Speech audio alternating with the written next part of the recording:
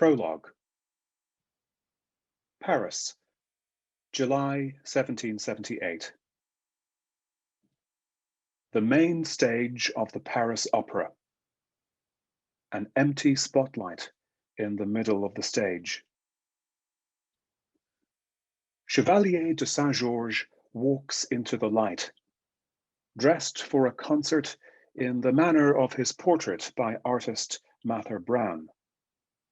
He wears a red velvet jacket with gold braiding. He is carrying his violin and bow. As he talks, he sometimes wields the bow like a conductor, sometimes like a fencer, and sometimes like a soldier.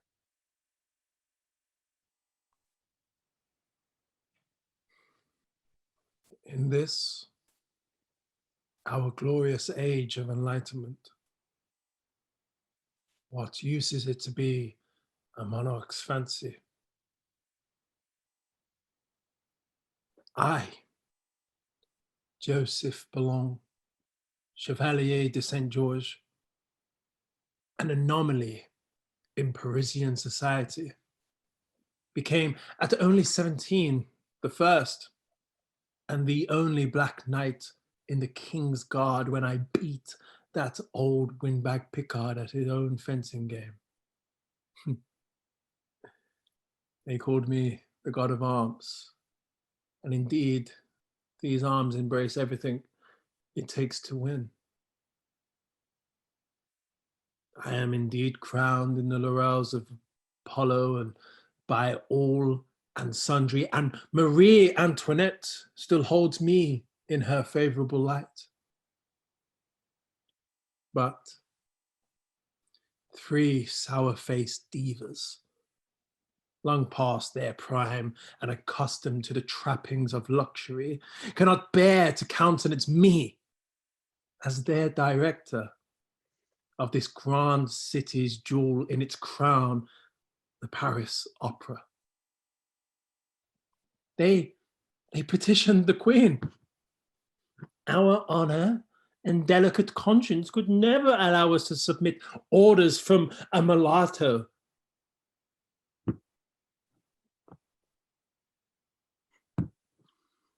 Oh, Father, why did you not make me in your image? When they hear my music, why can't they see the fire forging in my soul? They call me the American to my face. Foreigner.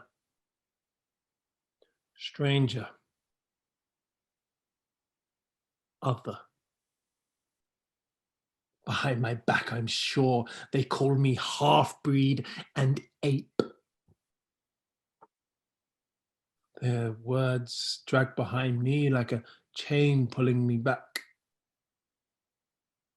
If a beast I must be, then I will be St. George's dragon, a creature of both foil and bow who lives for the applause.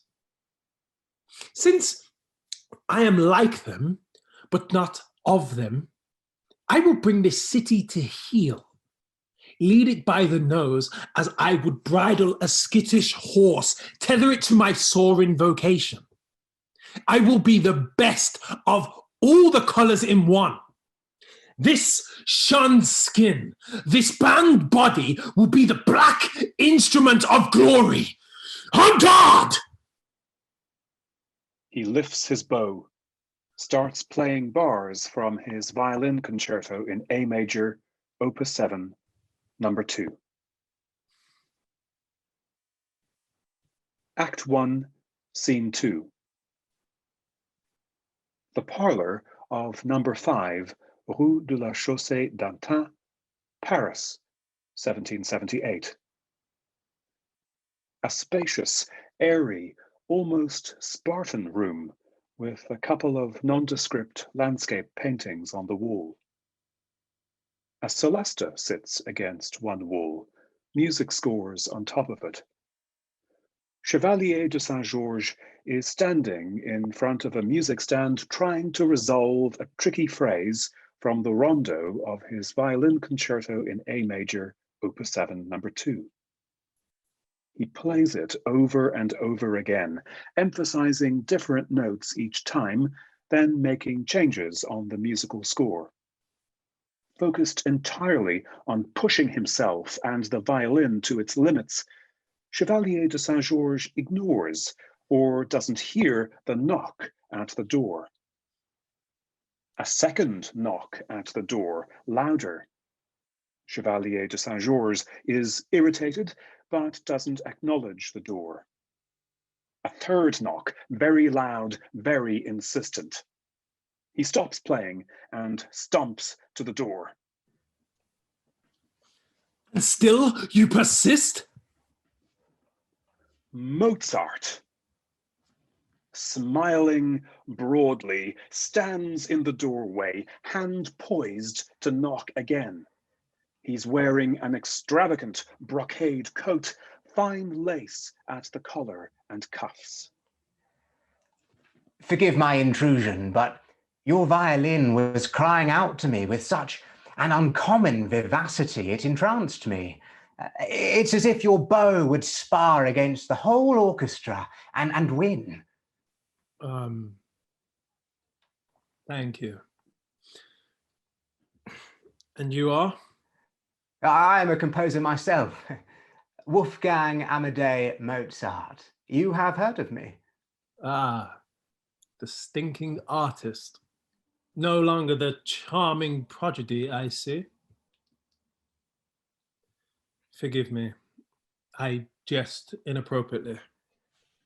Baron von Grimm alerted me of your imminent arrival. I am sorry to hear the passing of your mother. Anna Maria gave up everything for me.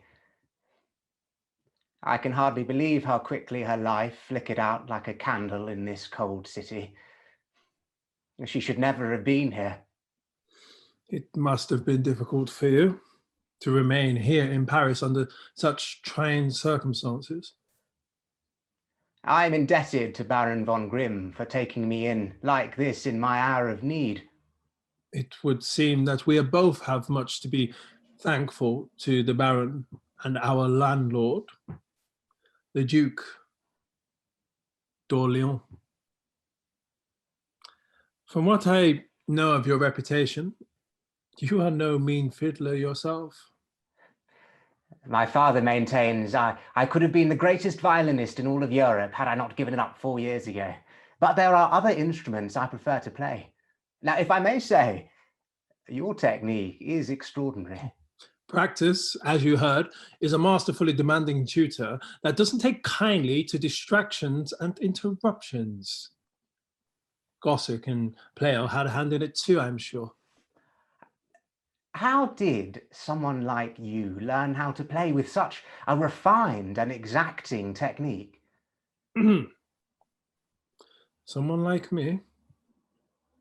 Oh, you're the only, I've never seen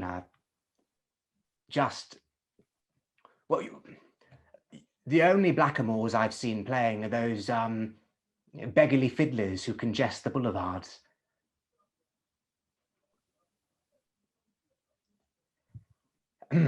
Why the violin?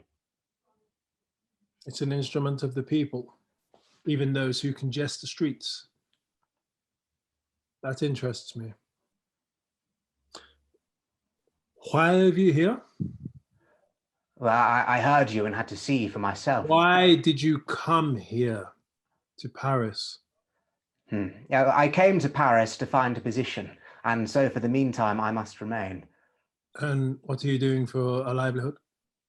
Well, I've had to take on uninspired and uninspiring students, and still I scarcely have enough to live on. It is hell, but the weight of my family's welfare rests on my shoulders. Tutoring students is not the height of ambition, I grant you, but it is an honest occupation, at least until you can make your true mark in this city. The music in my mind is like a huge map of unexplored territory in the Dark Continent. I came to this so-called City of Light for illumination, but I've hardly composed anything at all since I arrived. Baron von Grimm told me you turned down the role of organist at Versailles. Oh, can you believe I was only offered 2,000 livres? Beggars can't be choosers. And you would have been at court in a position of influence. Unlike some others, I cannot bear the idea of being at the beck and call of Marie Antoinette and her minions. Casting aspersions on those who associate with the Queen will not endear you to the people who may be in a position to assist you. Well, Paris is totally at odds with my genius, knowledge, and inclinations. You know, instead of talking about my music, people carp on about my wigs. Instead of paying me properly with money, I am gifted gold watches or snuff boxes. I can see how your sartorial choices eclipse your talents at the moment. We do things a little differently here in France. I place no great reliance on Parisian praise. In fact, I pay no attention whatever to anybody's praise or blame. I simply follow my own feelings. And I could not go about Paris like a tramp. One must not make oneself cheap here. That is the cardinal point, or else one is done. This is my counsel for what it's worth. Your music is too cerebral, too intellectual for the tastes of the new bourgeoisie. These days, they are the only ones to dictate how and what we must play. These French idiots still think I'm 7 years old because they knew me at that age. You know, if this were a place where people had ears to hear or hearts to feel and understood just a little about music, as it is, I'm surrounded by mere brutes. Presumably, I'm one of these Parisian brutes you so despise. No, I didn't mean Oh, not you. you didn't mean someone like me? Someone who has somehow attained virtuosity on the violin despite his innate brutishness? A tense silence in which Mozart looks anywhere but at the Chevalier de Saint-Georges. Mozart starts strolling around the room. I am quartered in the sick room. Only bare walls, not even a measly chest of drawers. It offers nothing as attractive as this.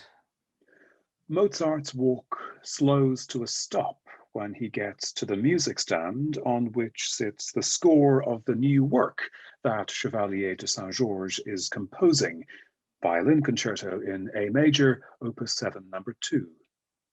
Chevalier de Saint-Georges moves quickly to move the stand away from Mozart's prying eyes. What was that piece of music you were playing when I interrupted you? It's a part of a new symphony concertante I'm composing. You said you have been having trouble trying to compose. What have you attempted?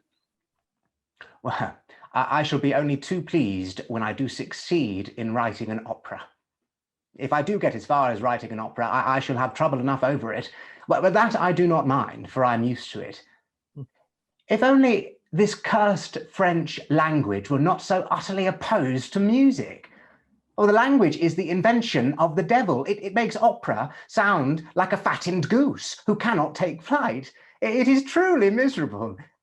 German is divine in comparison. What this Frenchman hears is a bad workman from Austria blaming his tools and his situation. Why don't you go back to wherever it is that you came from? Back to Salzburg. Oh, to be court organist in that provincial backwater. Well, as concertmaster, I could command a decent salary, it's true, but the thing that bothers me most about Salzburg is that one is so restricted in one's social life there. There isn't even an opera house there, not even a theatre. And in addition, the members of the orchestra are held in such low esteem. If the Archbishop would give me his confidence, I would bring his orchestra to worldwide fame, and that's the truth.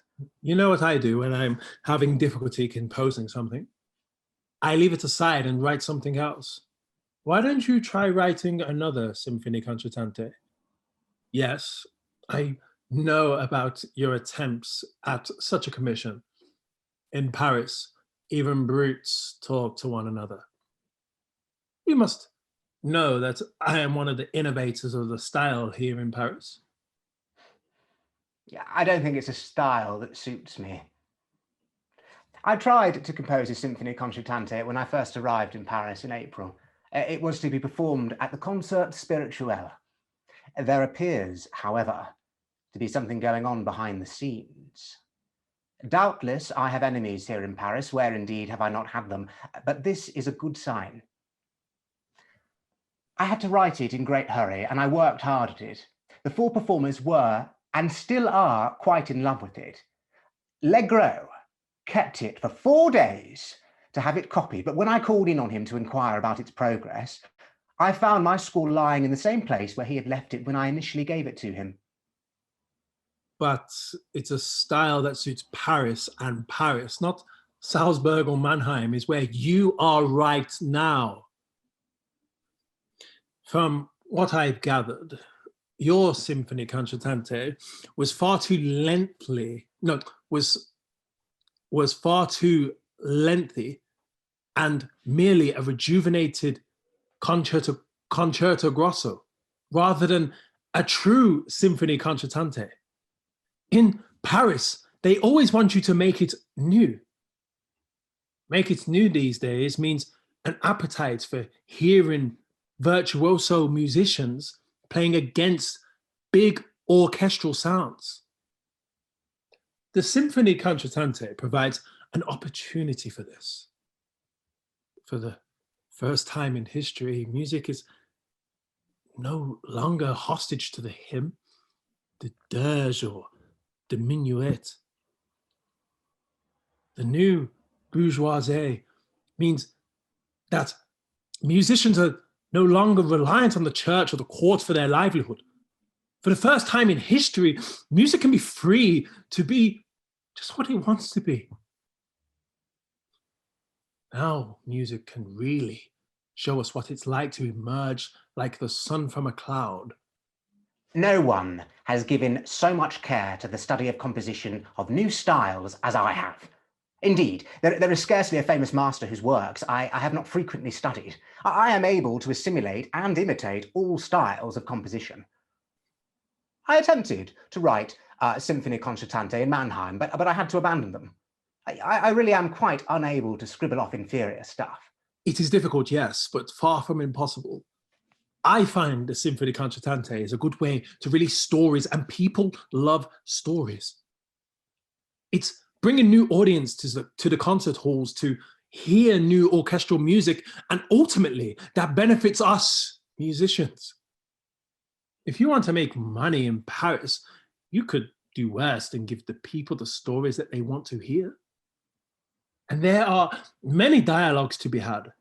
Sometimes it can be tricky grappling those stories into music, but it's so worthwhile when you can manage to capture their essence. What instruments would you use in your solos, in your symphony concertante? The violin and the viola. Ha! Unusual choice, or already I am encouraged that you will find your way through. May I ask why the viola? Oh, yeah. I love being in the middle of its warm, dusky, open throat when I play it. Now, it may not be the popular choice, but it is high time that the viola is recognized in its own right. Perfect. More people ought to compose for the viola. Innovate. That is exactly the way to think. What would a river be without its rush of water? A puddle? Think of your symphony concertante as a dialogue between two people. One person is the high-pitched soprano of the violin, and the other has the throaty alto voice of the viola. Two women, perhaps, or better still, and you'll forgive me, a reminder of your recent loss, a woman and her child. The child asks questions about the vagaries of life, the way children do incessantly. Then the mother answers with wisdom. Allegro maestoso tempo, perhaps a little harried and impatient in her indulgence. Sometimes they talk at the same time over each other, and sometimes they talk to themselves. Sometimes they turn their attention away from each other and talk to the vast, curious, unrelenting world. Mostly, they listen to each other respectfully and affectionately. They discover that they are saying exactly the same thing, but take different paths to exactly the same conclusion.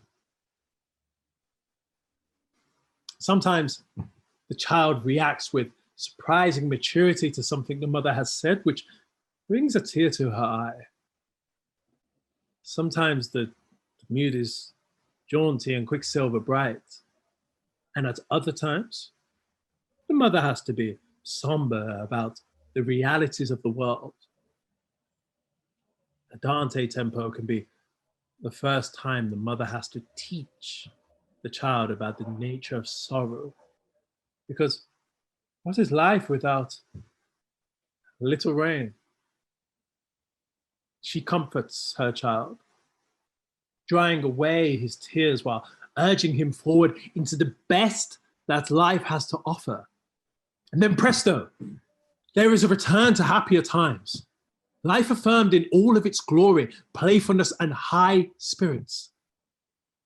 Sometimes the mother instigates that playfulness herself, and they laugh, laugh, laugh.